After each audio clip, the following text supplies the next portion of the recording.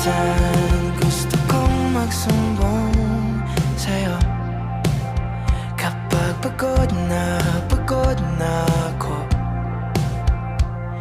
Tama pa bang init na yakap mo ang hinahanap ko?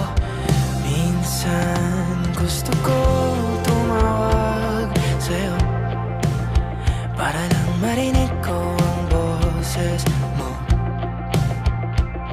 Mali na ba kapag nakangiti ako?